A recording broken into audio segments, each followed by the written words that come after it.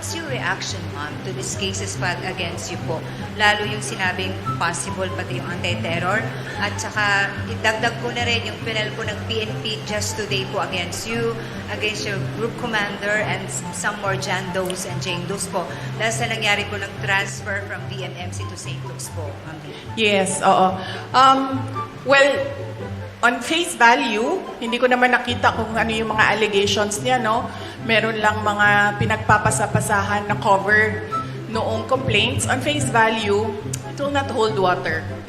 Ang pangalawa is yung grave assault.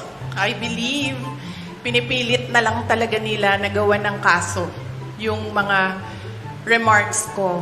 And pangatlo, natatawa ako sa violations on the anti-terrorism law kasi sinusubukan nila to reach sa aking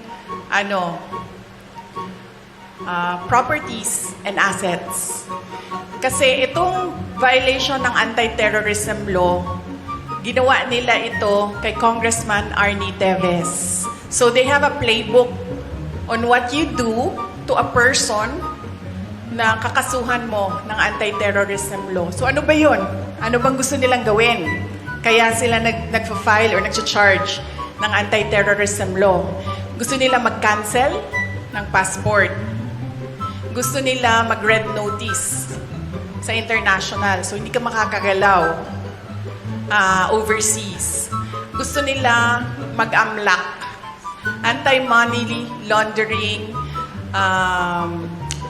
violations. So, ibig sabihin nun, i-freeze nila yung pera mo at yung properties mo.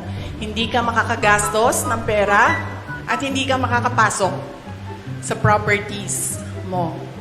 At gusto nila mag-issue ng mga search warrants. Anong ginagawa nun? Papasukin nila yung properties mo. And nagtanong ako sa Negros kung anong nangyari doon. Kasi nga, tinitingnan ko yung ginagawa nila and they're doing the Arnie Teves playbook. Ang ginawa nila doon, pumasok sila sa mga bahay, mga properties. Nagsasabi sila, may clearing team kami.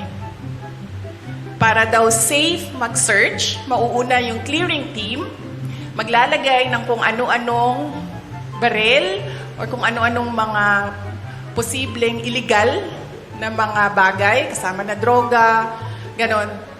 Pagkatapos, papasok ang search team. Pagpasok sa search team, syempre, nandoon na yung mga hinahanap kuno nila. So yan ang sinusunod nila.